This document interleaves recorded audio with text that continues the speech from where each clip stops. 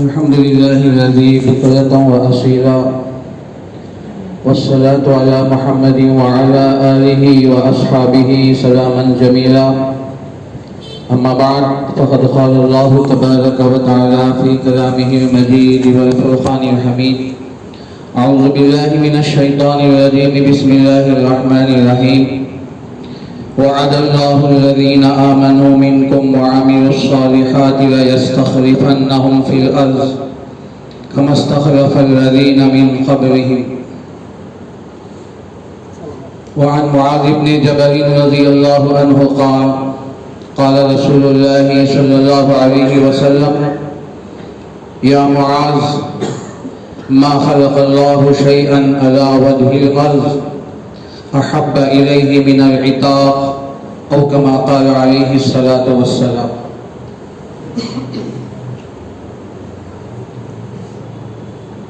محترم قابل صدر رفیق محترم حضرت مولانا مسرور احمد صاحب پاقوی دامت برکاتہم، استاد حدیث مدرسہ حاضہ و دیگر اساتذہ کرام، مہمانان اعظام، اساتذہ کرام اور عزیز طلبہ، اللہ تبارک و تعالیٰ کا بے انتہا کرم و احسان ہے، اسی کا فضل ہے کہ اسی نے محض اپنے فضل و کرم سے آج کا یہ مبارک اور خوشی کا دن عطا فرمایا ہے. خوشی کا دن ہے، واقعی ہمیں خوشی بھی کرنی چاہیے کہ یہ خوشیاں اللہ تبارک و تعالی ہمیں عطا فرماتے ہیں. دو خوشی ہیں جو شرعی خوشی ہے، اور دو دن کی خوشیاں ہیں جو دنیاوی ہیں، تاریخی ہیں. شرعی جو دو دن ہیں وہ عید الفطر اور عید الاضحیٰ کا ہے، جو اللہ تبارک و تعالیٰ نے ہمیں عید کا دن بنایا. واقعی وہ خوشی کے دن ہیں جو سال میں 2 مرتبہ ہمارے لیے آتے ہیں. اسی طرح تاریخی اعتبار سے بھی سال میں 2 دن ہمارے لیے خوشی کے آتے ہیں. تو آج کا یہ مبارک دن، خوشی کا دن 15 اگست ہے، 2023 ہے. پھر 26 جنوری، یہ بھی جو ہمارے لیے تاریخی حیثیت سے بہت ہی اہم ہے. ہم اسے معمولی نہ سمجھیں. آج کا یہ دن جتنا بھی اہم ہے اس سے بھی زیادہ اہم ہے. یہ عاجز آپ سے کہا کرتا ہے اس کی آپ پہلے سے تیاری کریں، اور چونکہ آپ طلبہ ہیں، علماء ہیں، آگے ہمارے یہی طلبہ قوم کے رہنما، مقتدی، آئمہ بن کر قوم کے درمیان میں جائیں گے. عزیز طلبہ سے میں درخواست کروں گا، 2 دن آنے سے پہلے آپ خوب تیاری کریں اس عنوان پر. یہ کوئی معمولی عنوان نہیں ہے، بہت ہی حساس عنوان ہے. عزیز محترم محمد سفیان کو میں بہت ہی مبارکباد دیتا ہوں کہ انہوں نے بہترین انداز، انہوں نے جو تاریخ پیش کی، الحمدللہ بہت خوشی ہوئی. اور میں دل سے دعا دیتا ہوں کہ اللہ تعالیٰ اس طالب علم کو بہترین مقرر بنائے، اور آگے چل کر اللہ تعالیٰ ان کی دین کی خدمت میں. اسے عزیز طلبہ یہ عنوان سے محنت کریں، پہلے سے تیاری کریں. اساتذہ آپ کے ساتھ موجود ہیں، ان کی خدمات حاصل کریں. یہ عناوین یا تاریخ جمع کریں اور خوب محنت کر کے اس پر بولیں. ویسے تو جمعے کے بیانات تو الحمدللہ ہم کرتے ہیں، وہ عناوین جو سال بھر ہم کرتے ہیں الحمدللہ، لیکن یہ جو عنوان ہے علماء کے لیے بے حد ضروری ہے. اگر آپ تاریخ نہیں جانیں گے تو پھر عوام کو کون بتائے گا؟ نہ اسکول بتا سکتے ہیں، نہ کوئی اسکول کا ماسٹر بتا سکتا ہے، نہ کوئی پروفیسر تاریخ کو بتا سکتا ہے، نہ کالجوں میں ہمارے بچے اور بچیوں کو تاریخ بتائے گا. ہرگز نہیں، آئندہ بھی خدا کی امید نہیں ہے. بتانا ہے تو ہم ہی کو بتانا ہے یہ تاریخ. اگر آپ اس عنوان کو نہیں پڑھیں گے، اس عنوان پر محنت نہیں کریں گے، تو پھر کون بتائیں گے امت کو؟ جنہوں نے اس عنوان کو اٹھایا، جب 15 اگست آئے اور اسی طرح 26 جنوری آئے، تو اس سے پہلے 1 یا 2 جمعہ آپ اس عنوان پر محنت کریں، خوب مطالعہ کریں. اب 2-3 مرتبہ اگر محنت کریں گے نا تو انشاءاللہ آپ کو اس عنوان پر عبور حاصل ہو جائے گا انشاءاللہ. اس سے عزیز طلبہ سے میں گزارش ہے، کیونکہ اساتذہ میں ادب معافی چاہتے ہوئے میں نے طلبہ سے خطاب کیا، اساتذہ سے نہیں. تو اس لیے میرے عزیز طلبہ اس پر خوب محنت کرے. ماشاءاللہ سفیان تقریباً 1 مہینہ پہلے سے اس عنوان کی فکر میں تھے. الحمدللہ آج انہوں نے آپ کے سامنے کچھ بھی ادا کیا ہو تو میں سمجھتا ہوں وہ کامیاب ہے. اللہ ان کو مبارک کرے.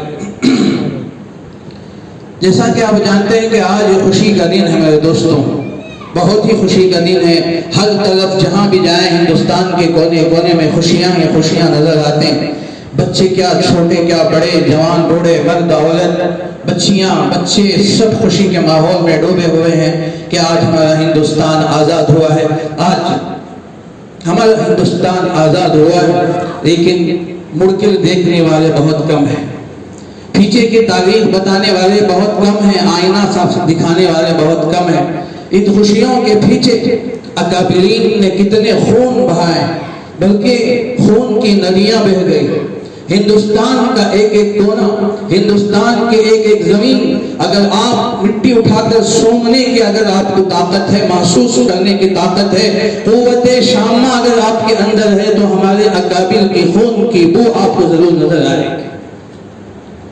کون سا علاقہ آپ ایسے بتائیں کہ جہاں ہمارے اکابر کا خون نہ بہا ہو, ہمارے مسلمانوں کا خون نہ بہایا گیا ہو. تو اس لیے ان تمام خوشیوں کے بعد, ان تمام قربانیوں کے بعد, مجاہدوں کے بعد یہ آج خوشی کا دن ہے. ایک مثال میں آپ کو دے کر آگے بات بڑھاتا ہوں کہ جب عورت کو درد ذہن شروع ہوتا ہے تو اس وقت کی کیا تکلیف ہوتی ہے, وہی عورت جان سکتی ہے. اسے الفاظ میں نہیں کہا جا سکتا, کوئی مصنف اسے اپنی تصنیف میں لکھ نہیں سکتا, وہ عورت ہی جانتی ہے وہ کن مراحل سے گزرتے ہوئے آتی ہے. جیسے درد ذہن شروع ہوتا ہے وہ کیسی تڑپتی ہے, اور اس کا ایک ایک بدن کا ایک ایک عضو کیسے جھکڑتا ہے, کتنی تکالیف سے وہ برداشت کرتے ہوئے جب اس کے بعد اسے بچہ پیدا ہوتا ہے تو لوگ ہاتھوں ہاتھ لیتے ہیں, مبارکبادیاں دیتے ہیں, خوشیاں مناتے ہیں. ہر ایک کہتے ہیں کہ بیٹا مبارک ہو, کوئی کہتا ہے بیٹی مبارک ہو, کوئی کہتا ہے اور مبارک ہو, مٹھائیاں تقسیم ہو جاتی ہے. لیکن کبھی اس بیچاری کو تم نے دیکھا کہ ان کس مراحل کن تکالیف کے بعد اس بچے کو جنم دیا ہے. یہ ہندوستان بھی ہمارے اکابرین نے اس کو سینچا ہے اپنے خونوں کے ذریعے سے اور اپنی سکون کے ذریعے سے سینچ کر آج تمہیں گلے گلزار گلستان بنا کر آج ہمارے سامنے بھیجا ہے. تبھی تو علامہ اقبال نے کہا کہ سارے جہاں سے اچھا ہندوستان ہمارا, ہم بلبلے ہیں اس کے, یہ گلستان ہمارا ہے. تو اکابرین نے ہمارا گلستان بنایا ہے, ورنہ تو انگریز نے اسے قبرستان بنا دیا تھا, اسے اجاڑ دیا تھا. ہمارے اکابرین نے ان اجڑے ہوئے ہندوستان کو باغ بہار بنایا ہے, گلستان بنا کے ہمارے سامنے پیش کیا ہے. تو اس لیے اس کے پہلے ہم ان قربانیوں کو یاد کریں. اگر ہم یاد نہیں کریں گے میرے دوستو, عزیز طلبہ, آپ معاف کیجیے, ہم سے کوئی بڑا غدار نہیں ہوگا. اگر ہم تاریخ نہیں پیش کریں گے تو پھر کون پیش کریں گے؟ اگر آپ علماء اگر تاریخ نہیں بتائیں گے تو پھر کون بتائیں گے؟ اگر ہم نہیں بتائیں گے تو پھر کس سے امید رکھی جا سکتی ہے؟ تو بہرحال یہ سلسلہ, ابھی تو آپ نے تاریخ سنی, میں چند باتیں آپ کے سامنے عرض کر کے ایک تاریخ میں آپ کو مختصر بتانا چاہتا ہوں. تو جیسے نواب سراج الدولہ سے یہ سلسلہ, اس سے پہلے سلسلہ سے شروع ہوتا ہے. 1750 سے باقاعدہ منظم تحریک شروع ہوئی اور نواب سراج الدولہ نے ان کے خلاف تحریک اٹھائی. جیسا کہ آپ نے سنا کہ کیسے اپنی غداری کی وجہ سے ان کو شہید کیا گیا. پھر اس کے بعد یہاں ٹیپو سلطان شہید رحمت اللہ علیہ, ان کے والد حیدر علی, پھر وہ وہاں ہندوستان سیلن پٹن میں اور میسور کے علاقے میں وہاں وہ کھڑے ہوئے, اور پھر وہاں سے یہ سلسلہ پھر دوبارہ شروع ہوا. 1799 میں جامع شہادت نوش فرمایا فتح علی خان ٹیپو سلطان رحمت اللہ علیہ. پھر اس کے بعد دہلی میں اور 1803 میں حضرت شاہ عبدالعزیز محدث دہلوی رحمت اللہ علیہ نے فتویٰ جاری فرمایا. پھر اس کے بعد جو درجہ آتا ہے, اس کے بعد حضرت سر سید احمد شہید رحمت اللہ علیہ, اسماعیل شہید رحمت اللہ علیہ, ان کا جو سلسلہ شروع ہوتا ہے 1818 سے اور ختم ہوتا ہے, شہید ہوتے ہیں بالاکوٹ کے میدان میں 1830 میں ان کا بھی سلسلہ ختم ہوتا ہے. پھر وہاں سے آگ بھڑکتی ہے, پھر وہاں سے मालिके शुरू होते हैं, फिर 1850 पर 7 में, बल्कि 1840 में भी होता है, फिर 1850 पर 7 में फिर बाकायदा मुनज़्ज़म तरीके से सिलसिला शुरू होता है और ये सिलसिला आगे बढ़ता है। इमदादुल्लाह हाजी महक्की रहमतुल्लाह अलैह, फिर उसके बाद कासिम नानोती, इमदादुल्लाह महाजिर मक्की रहमतुल्लाह अलैह, रशीद अहमद गंगोई रहमतुल्लाह अलैह, और उनके जो रफ़क़ा है वहाँ से हाफिज जामिन शहीद रहमतुल्लाह अलैह, हुसैन अहमद मदनी रहमतुल्लाह अलैह, ये सिलसिला आगे बढ़ता है। अल्लाह तबारक व तआला ने वहाँ से सिलसिले को शुरू फरमाया। 1860 पर 6 में, 30 मई 1860 पर 6 में दारुल देवबंद की बुनियाद रखी गई। वो सिर्फ दारुल देवबंद एक मदरसा ही नहीं, बल्कि मुजाहिदीन के लिए एक सरखीर था, मुजाहिदीन के लिए एक महाज वहाँ तैयार किया गया था। उनके कई मकासद हैं दारुल देवबंद के, उनमें वहाँ सिपाहियों को तैयार करना भी एक मकसूद था और इसको कायम करके अंग्रेजों के खिलाफ जब लड़ाई शुरू करना और उनके साथ इंतकाम करना, ये इसके कई मकासद से सिलसिला शुरू हुआ। उसके बाद सिलसिला चलता रहा यहाँ तक कि अल्हम्दुलिल्लाह 1940 पर 7 में हिंदुस्तान आज़ाद हुआ है, 15 अगस्त में। एक मुख्तसर तारीख है, लेकिन मुझे आपको एक तारीख अर्ज करनी है। ये नाआजिज की एक आदत है, इसलिए कि एक तारीख अगर बोलते जाएंगे तो एक बात भी मुकम्मल नहीं होती। एक सरसरी तौर पर वो या हेडिंग उन्वान बोलते चले जाएंगे तो फिर शरह कम पड़ेंगे। तो इसे ये आजिज एक उन्वान इख्तियार करता है। तो मैं आपके सामने एक उन्वान, मैं बालाकोट का एक उन्वान में आपके सामने पढ़कर पेश करने की कोशिश करता हूँ। हज़रत शाह अब्दुल अजीज मुहद्दिस देहलवी रहमतुल्लाह अलैह ने 1803 में फतवा दिया।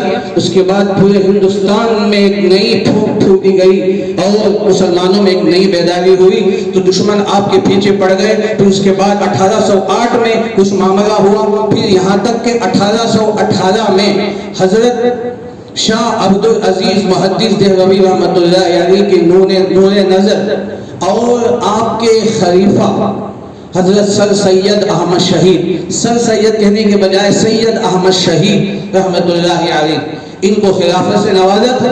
फिर उनके साथ हाफिज हजरत इस्माइल शहीद रहमतुल्लाह अलैह, फिर हजरत के दामाद हजरत मौलाना अब्दुल हई रहमतुल्लाह अलैह, ये तीनों हैं जो इस मारिके के बहुत ही अजीम सपूत हैं।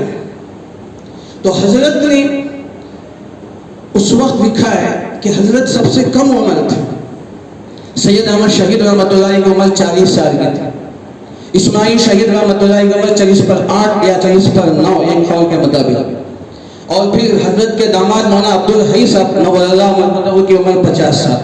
इन तीनों का आपने इंतखाब फरमाया और 1818 में तो हजरत ने एक महाज बनाकर, और महाज को महाज का नाम नहीं दिया गया बल्कि इसराही एक सफर था, जिसमें सबसे आगे हजरत सैयद अहमद शहीद रहमतुल्लाह अलैह यहाँ थे। उस वक्त सिर्फ 50 आदमियों का ये काफिला देहरी से निकला है। हजरत निकलने के वक्त में शाह अब्दुल अजीज मुहद्दिस देहलवी रहमतुल्लाह अलैह ने अपना अमामा जो सफेद और काले रंग का था, तो हजरत ने अपना अमामा निकाला और सैयद अहमद शहीद रहमतुल्लाह अलैह के सर पे बांधा। ये दस्तार फजीलत थी और दस्तार खिलाफत व बैअत भी थी, और हजरत ने अपने पुरनम आंखों से हजरत सैयद अहमद शहीद रहमतुल्लाह अलैह के पेशानी में बोसा दिया और रुखसत फरमाया। हजरत निकलते 50 का काफिला लेकर, तो देहरी से मिर्जापुर, फिर इसी तरह कई बस्तियों से गुजरते हुए ये 1818 है, तो हजरत यहाँ से सफर शुरू करते हैं और कई इलाके में पहुँचते यहाँ तक के कई इलाके में गए। और इस सफर का मकसद, बज़ाहिर मकसद ये था कि इस्लाही थी। हजरत जहाँ भी जाते बयानात करते थे और नवाज़ो नसीहतें होती थी, बहुत बड़ा मजमा आपके साथ होता था, और जहाँ भी जाते कुफ्र शिर्क बिदआत और खुराफात वहाँ से ख़त्म हो जाते थे। और हजरत बड़े जलाली थे, सैयद अहमद शहीद रहमतुल्लाह अलैह बड़े जलाली थे, तो हजरत जहाँ भी जाते तो इस तरह मजलिसें कायम होती, इस्लाही मजलिसें होती थी, रोज़ तौबा करते थे, रोज़ाना हज़ारों की तादाद में आपके हाथों पर दस्तबैत होते थे। اور اپنے گناہوں سے تائب ہوتے تھے، ساتھ میں حضرت ساتھ میں جہاد کی ترغیب بھی دیتے، اگر موقع آ جائے تو جہاد کے لیے آگے بڑھنا، لیکن یہ عنوان سر فہرست نہیں ہوتا تھا، اصلاحی خود ہوتے تھے۔ تو اس طرح سفر کرتے ہوئے حضرت سفر تشریف گئے، اور یہ جو سفر تھا 1 سال 10 مہینے کا۔ حضرت 1819 میں واپس پھر اپنی بستی رائے بریلی کو آتے ہیں۔ میں مختصر کر کے کہہ رہا ہوں، بات طویل ہوئی۔ پھر اس کے بعد حضرت رحمۃ اللہ علیہ پھر وہاں رہے، پھر اس کے بعد 1921 میں 1821 میں پھر حضرت کا دوبارہ سفر ہوتا ہے۔ تو 1821 میں پھر حضرت سفر کر رہے ہیں، تو اس وقت جب نکل رہے تھے آپ کا ساتھ کا مجمع 400 کا تھا۔ حضرت پھر اسی طرح میرٹھ، دیوبند، سہارنپور اور اسی طرح ہوتے ہوتے یہ بھی آپ کا سفر تھا۔ اس میں 2 مقصد تھے، ایک تو سفر اصلاحی سفر تھا، دوسرا سفر حج کے بھی آپ کا ارادہ تھا۔ تو یہاں تک کہ آپ پہنچتے پہنچتے کلکتہ پہنچے۔ کلکتہ میں آپ نے 2 مہینے کا قیام فرمایا۔ تو فرماتے ہیں 2 مہینے کے قیام میں 60,000 آدمی آپ کے ہاتھوں پر دست بیعت ہو کر انہوں نے توبہ کی۔ روزانہ ہزار سے زیادہ لوگ آپ کے ہاتھوں پر بیعت ہوتے تھے، اور آپ سے بیعت کر کے تائب ہوتے۔ کتنوں کی زندگیاں بدل گئی، اور کئی لوگ اپنے کفر و بدعات اور خرافات سے توبہ کی، اور حضرت کی مجلسیں ہوئی۔ پھر یہاں تک کہ آپ کلکتہ میں آپ نے قیام فرمایا، پھر اس کے بعد وہاں سے آپ نے حج کا ارادہ فرمایا، تو تھے تو 400 800 ہو گئے۔ تو پھر کلکتہ کے پانی کے راستے سے حضرت نے سفر حج کیا، تو اس وقت میں 11 جہازیں کرائے پر لی گئی۔ تو حضرت وہاں پہنچے، تو یہ آپ کا سفر آپ پہنچے ہیں، تو 1821 میں حضرت مکہ مقدسہ پہنچے، مکہ مکرمہ پہنچے۔ وہاں آپ نے 13.5 مہینہ آپ نے قیام فرمایا، تقریباً 1.25 سال کا سفر طے۔ آپ نے مکے میں زیادہ تر آپ نے وہاں قیام فرمایا۔ پھر اس کے بعد حضرت تمام امور سے فارغ ہو کر پھر واپس تشریف لائے۔ 1822 میں پھر حضرت رائے پور تشریف لائے۔ تو حضرت رحمۃ اللہ علیہ آنے کے بعد تقریباً قیام فرمایا۔ اس دوران حضرت شاہ عبدالعزیز محدث دہلوی رحمۃ اللہ علیہ کا انتقال ہو چکا تھا۔ تو وہ ایک تاریخ ہے۔ تو بہرحال حضرت یہاں آئے، اور یہاں آ کر 2 سال آپ نے جنگ کی تیاری کی۔ لکھا ہے کہ حضرت روزانہ اپنی ساتھیوں کو لے کر بندوق چلانے کی مشق، اور اسی طرح تیر چلانے کی مشق، اور اسی طرح گھوڑے پر سوار ہو کر چلانے کی، اور توپ جو پھینکا جاتا ہے تو وہ توپ پھینکنے کا، اور جو بھی جنگی آلات ہیں، تو تقریباً 2 سال تک آپ باقاعدہ منظم طریقے سے آپ سیکھتے رہے، اپنی ساتھیوں کو تربیت دیتے رہے۔ علماء نے لکھا ہے، مفتی سلمان صاحب منصور پوری نے لکھا ہے کہ ایک صوفی سپاہی بن گیا۔ حضرت کا جملہ ہے، ایک صوفی مرد مجاہد اور سپاہی بن گیا۔ تو پھر اس کے بعد حضرت وہاں سے تشریف لے جاتے ہیں۔ تو یہ آپ کا سفر ہے، یہ آخری سفر ہے آپ کا۔ 1824 میں آپ وہاں سے نکلتے ہیں۔ اس وقت میں آپ کے ساتھ مجمع صرف 500 کا تھا۔ حضرت یہاں سے سفر کر کے آپ سرہند کے علاقے پہ جاتے ہیں۔ سرہند کا علاقہ اپنی سے کیا کہ وہاں زیادہ تر سکھ تھے، اور وہ لوگ تھے جو یہ انگریزوں کے ایجنٹ تھے۔ ان کی وجہ سے انگریز بڑا فائدہ اٹھا رہا تھا۔ تو حضرت نے اپنی باریک نظری سے، دور اندیشی سے سمجھ گئے جب تک ان لوگوں سے مقابلہ نہیں ہوگا تو اس وقت تک انگریز نہیں ہوگا۔ اور اس لیے کہ انگریز جو اپنی طاقت کا استعمال کر رہا ہے ان سکھوں کے ذریعے سے، وہ یوں سمجھو کہ انگریز کی جو عادت ہے کہ سکھوں کے کھانے پر رکھ کر گولیاں چلا رہا ہے، اس کا مزاج ہے۔ تو حضرت یہاں سفر کیے، سفر کرتے کرتے آپ یہاں پہنچے، اور پہنچتے پہنچتے پشاور گئے۔ 1824 کا یہ سفر تھا۔ تو آپ پشاور پہنچے۔ پشاور میں جانے کے بعد پہلی جنگ ہوئی، جس میں پھر اس کے بعد یہ 500 سے 1,500 ہو گئے۔ جب حضرت نکلے ہیں تو 1,500 ہو گئے آپ کے ساتھ۔ چلتے رہے، قافلہ کارواں بنتا گیا کہ مرزا ہے تو 1500 ہو گئے. تو پشاور میں پہلی جنگ ہوئی تو حضرت کو، حضرت کے ساتھیوں کو زبردست کامیابی ہوئی، جس میں 30 پر 7 مجاہدین شہید ہوئے، 35 زخمی ہوئے. تو پھر اس کے بعد حضرت کی دور دور تک شہرت ہو گئی، اور ایک طرف سکھ اور زیادہ آپ کے دشمن بنے ہیں. پھر اس کے بعد دوسری طرف انگریزوں کی پوری نظر آپ کے اوپر تھی. درمیان میں بہت سی باتیں ہیں، میں اسے چھوڑ رہا ہوں. جو حضرت کے اوپر جو الزامات آئے تو تمام چیزوں میں قطع نظر کر رہا ہوں. تو حضرت نے اس کے بعد وہاں رہے تو پھر آپ دوسری مرتبہ جنگ ہوئی.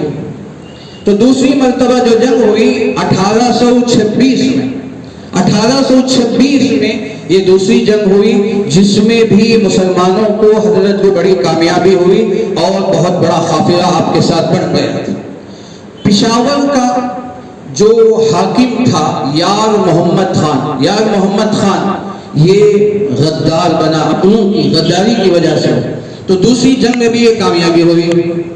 تو جو تیسری جنگ ہوئی تو اس وقت حضرت پوری تیاری کے ساتھ تھے. تو اس نے، یار محمد خان نے تو حضرت کے کھانے میں زہر ملا کر حضرت کے کھانا پیش کر دیا. تو حضرت نے کھانا کھا لیا، لیکن آپ کی طبیعت نیچے اوپر ہو گئی. لیکن وہ مرد مجاہد تھے، اس زہر کا کھانا کھا کر بھی لکھا ہے تاریخ میں تو حضرت ہاتھی کے پیٹھ پر چڑھ کر سوار ہوئے اور جنگ ہوئی. جنگ کرتے رہے، جنگ کرتے رہے، یہاں تک کہ تیسری مرتبہ بھی مجاہدین کو کامیابی ہوئی. اب انہوں نے دیکھا کہ ان لوگوں سے لڑنا مشکل ہے، ان کا مقابلہ مشکل ہے، تو دشمن دوسرا راستہ اختیار کر رہا. تو اس وقت پھر اسی طرح، اس وقت جو پشاور سے لے کر وہاں تک کے علاقے الحمدللہ مسلمانوں کے آتے ہیں.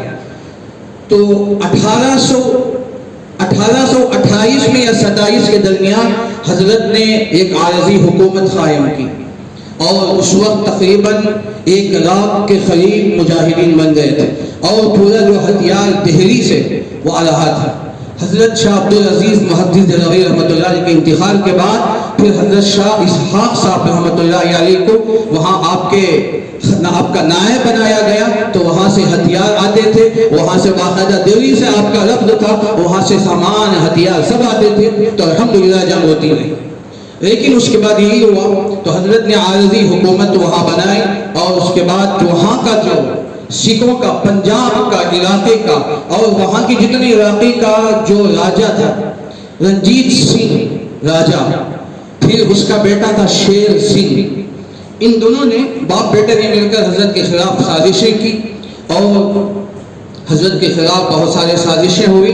تو اس کے بعد درمیان میں یہ ہوا کہ چند آدمیوں کو فرمایا کہ اس طرح کے ساز باز ہوتے رہے. پھر 1829 میں یا 30 کے درمیان میں تو اسی طرح جنگیں وہاں قائم رہی. تو حضرت کے 1 رات کے اندر جو حضرت کے ساتھی وہاں پشاور کے اطراف جو ٹھہرے ہوئے تھے، 1 رات کے اندر 4,000 مجاہدین کا قتل عام ہو گیا، اور حضرت کو پتہ تک نہیں چلا. تو اس طرح جہاں تک پھیلے ہوئے تھے پشاور کے اطراف جہاں تک بھی تھے، تو جو شیر سنگھ تھا، رنجیت سنگھ کا جو بیٹا تھا، تو اس نے چند آدمیوں کو اپنا نوالا بنا کر اور اپنا حامی بنا کر جہاں جہاں حضرت کے جو سپاہی ٹھہرے ہوئے تھے، تو اچانک رات کے حملے پر حملہ کر کے تقریباً ایک بہت بڑا ہنگامہ ہو گیا کہ 4,000 سپاہی حضرت کے مارے گئے. تو جب حضرت کو صبح کو اطلاع ہوئی تو حضرت کا اس پر بہت زیادہ اثر ہوا کہ پھر حضرت مایوس ہو گئے. پھر حضرت نے پشاور کا علاقہ چھوڑ کر آپ وہاں سے بالا کوٹ کے ایک پہاڑی میں آ کے آپ بس گئے. اب جیسے پشاور آپ نے چھوڑ دیا تو پھر وہ یار محمد خان جو تھا تو اس نے وہاں آ کر پھر قبضہ جما لیا. پھر اس کے بعد یہ منافق تھا، بظاہر حضرت سے تعلقات تو رکھتا تھا لیکن اندر سکھوں سے، انگریزوں سے ملا ہوا تھا، یار محمد خان. تو اس کے بعد پھر انہوں نے سازشیں کی تو یہ حضرت وہاں چندیدہ قیام فرمایا. پھر اس کے بعد 1 رات کے اندر اسی طرح یہ ہوا کہ حضرت کے ساتھیوں کو ساز باز کر کے رات کے اندر حملہ کر دیا. پھر یہ 1830 پر 1 میں تو 1830 پر 1 میں تو حضرت کے ساتھیوں کے ساتھ اس طرح ساز باز کر کے ان کو اسی طرح قتل کیا گیا. اور صبح ہوتے ہی اچانک فوج ان پر حملہ کی، وہ وہ جمعے کا دن تھا. حضرت سید احمد شہید رحمۃ اللہ علیہ، حضرت اسماعیل شہید رحمۃ اللہ علیہ اور اسی طرح حضرت مولانا عبدالحی صاحب اور اپنے رفقا کے ساتھ ان کی جوابی کارروائی کرتے رہے، ان کا دفاع کرتے رہے، یہاں تک کہ اس وقت میں یار محمد خان جو پشاور کا حاکم تھا، جو اس کے بھی یہاں فوجی تھے، اچانک اس نے میدان خالی کر کے اپنے ساتھیوں کو لے کر چلا گیا. تو حضرت کمزور ہو گئے اور حضرت چونکہ بڑا مجمع تھا، اس میں ایک بڑا مجمع وہاں سے منافقین کا خالی ہو گیا. تو یہ حضرت پھر دفاع کرتے رہے. وہ جمعے کا دن تھا، مبارک دن تھا جمعے کا دن. تو 10-11 کے درمیان 300 ساتھیوں کے ساتھ ان تینوں کو شہید کر دیا گیا. سید احمد شہید رحمۃ اللہ علیہ، پہلے عبدالحی رحمۃ اللہ علیہ، اسماعیل شہید رحمۃ اللہ علیہ، پھر اس کے بعد حضرت سید احمد شہید رحمۃ اللہ علیہ قوت کے ساتھ لڑتے رہے یہاں تک کہ بالا کوٹ کے میدان کے اندر اپنی 300 ساتھیوں کے ساتھ وہ سب شہید ہو گئے. الحمدللہ آج بھی حضرت کے وہاں قبریں موجود ہیں اور ان کی ساتھیوں کی قبریں موجود ہیں. تو یہ 1830 پر ایک کا واقعہ ہے.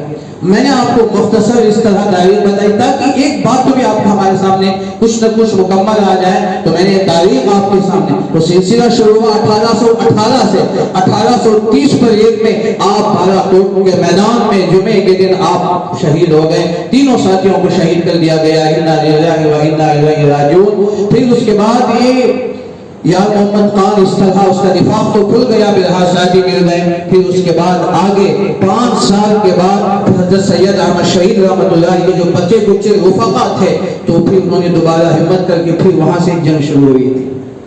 تو مجھے بس اتنی باتیں آپ کے سامنے عرض کرنی تھی. میرے دوستو، اللہ تعالیٰ نے یہ ہندوستان جو آزاد فرمایا ہے، تو اس طرح بڑی بڑی قربانیوں کے بعد یہ ہندوستان آزاد ہوا. پھر اس کے بعد 1866 میں دارالعلوم دیوبند کا قیام ہوا. پھر اس کے بعد 1901 میں، پھر 1911 میں، پھر 1919 میں ایک بڑے بڑے مالکی، بڑے بڑے محاذ بنتے رہے جس میں ہمارے اکابر علماء آئے. پھر اس کے بعد 1920 کے بعد تو اسی طرح تو گاندھی جی کو، اسی طرح نہرو جی کو ساتھ میں لیا گیا. ورنہ یہاں تک تقریباً 200 سالہ تاریخ میں 180 سال تک مسلمان تنہا لڑتا. 180 سال تک، یہ 200 سال کی تاریخ ہے. نواب سراج الدولہ سے شروع ہوئی 1750 سے، تو 1940 میں یہ آزاد ہوا. تو تقریباً 200 سال، 180 سال تک مسلمان تنہا لڑتے رہے. پھر اس کے بعد ہمارے اکابر کی دور اندیشی، پھر اس کے بعد ان برادران وطن کو بھی ساتھ لیا گیا. پھر اس کے بعد اللہ تعالیٰ نے ہندوستان جو آزاد فرمایا. یہ تاریخ آپ پڑھیں. میں نے صرف آپ کو ایک جھلک، میں نے آپ کو صرف کچھ حصہ سمندر سے چند خطرے نکال کر میں نے آپ کے سامنے پیش کیا. تاریخ کا ایک ہمارے اکابر کا سمندر ہے جس کو پڑھنے کی ضرورت ہے، مطالعے کی ضرورت ہے. پھر میں آخر میں بھی یہی بات کہوں گا، عزیز طلبہ اس عنوان پر خوب محنت کریں. آپ طلبہ ہیں تو جو بڑی جماعت کے طلبہ ہیں ابھی سے کوشش کریں. مخرر تو الحمدللہ تقریر اپنی زوردار کر دیتے ہیں، لیکن تاریخ بتانا یہ بہت بڑا کام ہے. تو اس لیے اس پر خوب محنت ہو. الحمدللہ آج یہ خوشی کا دن ہے. اس خوشی کی بنیاد پر یہ حب الوطنی ہے جس کی وجہ سے آپ جمع ہوئے ہیں، اور حب الوطنی کا ثبوت دیتے ہوئے پورے ہندوستان کے اندر یہ تاریخ ہے. آخری بات یہ میں آپ کے سامنے عرض کروں گا. ایک طرف پورے ہندوستان میں الحمدللہ آج پرچم کشائی ہوئی، ترنگا لہرایا گیا، لیکن تاریخ صرف مدرسوں میں پڑھائی جاتی ہے.